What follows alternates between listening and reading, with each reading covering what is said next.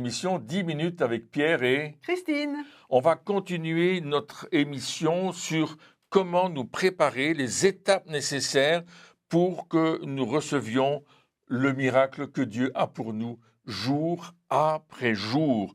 Dieu veut vous faire prospérer dans tous les domaines de votre vie, dans les finances, dans la famille, dans votre santé, dans votre business. Il veut vous promotionner, il veut vous faire marcher de progrès en progrès dans votre vie de tous les jours. Dieu veut vous voir prospérer et il veut que vous soyez en bonne santé physique, morale et spirituelle. Amen. Et d'ailleurs, je rappelle ce texte merveilleux de 3 Jean 2 qui dit « Bien-aimé, je souhaite que tu prospères à tous égards, comme prospère l'état de ton âme. » Et vraiment, Dieu emploie le mot « prospérer » et nous avons vu que le langage du ciel, c'était la foi. Amen. Mais pas n'importe quelle foi, parce qu'il y a un secret par rapport à cette foi, un secret de la foi que Dieu nous a donnée. Amen. Alors Christine, je te laisse la parole Amen. avec C'est ça ça. qui est extraordinaire, c'est que non seulement Dieu a pourvu à tout ce qui nous est nécessaire, mais il a même pourvu à la façon dont nous pouvons le recevoir, parce qu'il nous est parlé de la mesure de foi que Dieu a départie à chacun. C'est ce que nous trouvons dans Romains chapitre 12 et à la fin du verset 3. Et c'est important de savoir que Dieu lui-même a mis déjà cette mesure de foi dans notre cœur pour qu'on puisse l'utiliser pour recevoir ce qu'il nous donne. C'est vraiment un cadeau que Dieu a fait à chaque homme sur la terre, parce que c'est cette foi qui va nous relier à Dieu, tout compte fait. C'est cette foi qui va nous permettre de croire Dieu. On a vu dans l'émission précédente qu'on devait croire que Dieu est le même hier, aujourd'hui, éternellement, qu'il n'a pas changé, qu'il est l'éternel, je ne change pas. Malachie, chapitre 3, verset 6, c'est vraiment des choses très fortes, mais notre foi doit croire cela, doit saisir cela. Oui. Et nous avons reçu chacun, vous comme moi, la mesure de foi que Dieu nous donne. Absolument. Amen. On a reçu cette capacité de croire, même cette capacité de croire sans voir. L'important pour nous, c'est d'utiliser cette foi pour croire Dieu. Amen, pour croire ce qu'il dit, parce qu'il est la vérité. Il est le chemin, il est la vérité, il est la vie. Et tout ce qu'il nous a promis, eh bien, il l'accomplit.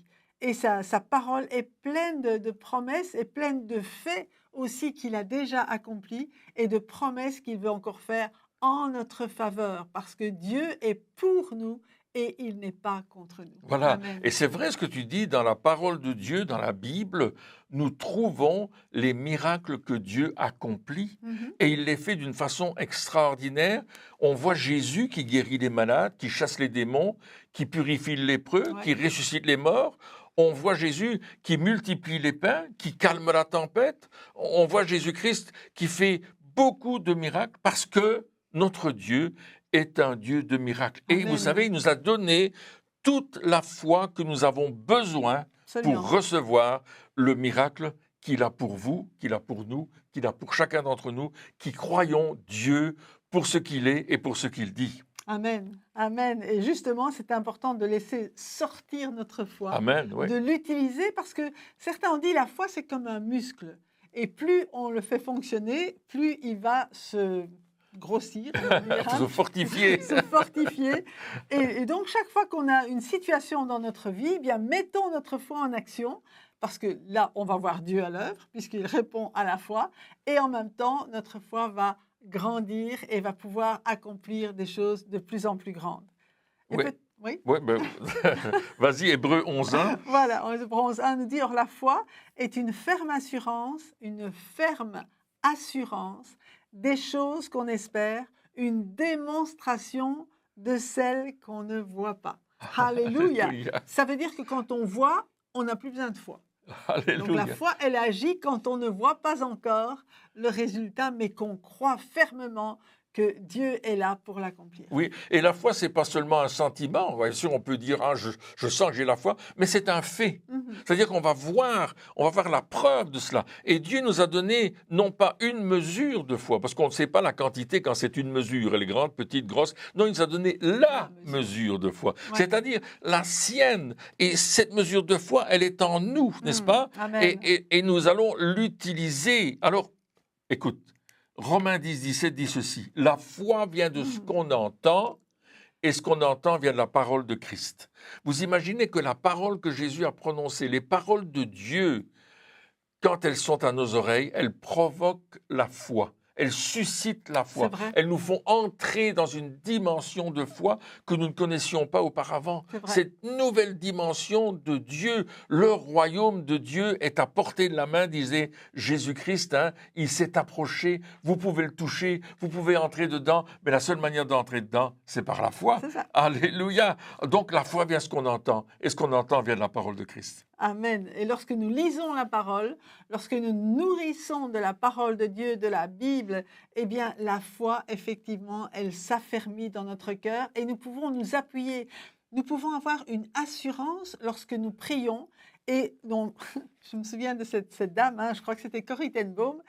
Elle lisait la parole, elle voyait une promesse, elle avait besoin que Dieu agisse selon cette promesse. Et puis, elle lisait, elle montre avec son doigt, elle disait, Seigneur, tu vois, regarde, tu as dit ça, tu as dit telle promesse, eh bien maintenant je m'attends à toi pour que tu accomplisses cette promesse dans ma vie et en ma faveur. Elle avait cette foi extraordinaire que les paroles de Jésus sont esprit et vie, qu'elles sont vraies, qu'elles sont oui et amen.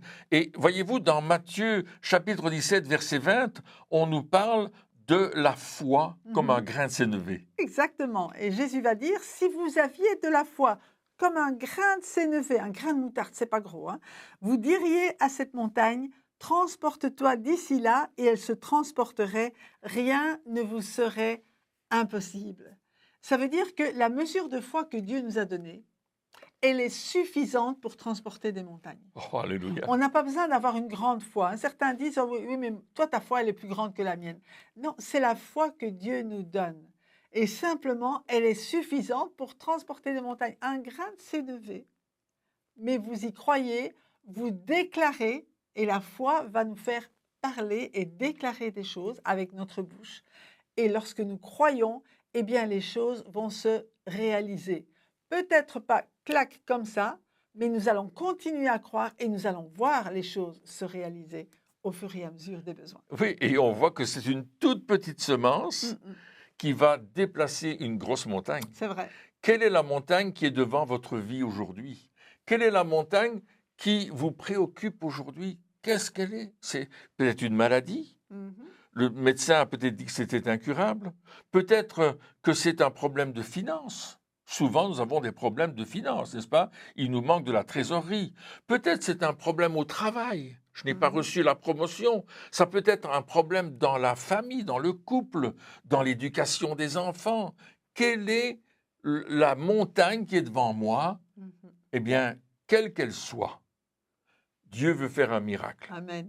Il veut déplacer la montagne. Alléluia. Et c'est à vous de le dire, de le déclarer, de le proclamer, de dire à cette montagne, ôte-toi de là et jette-toi dans la mer. Amen.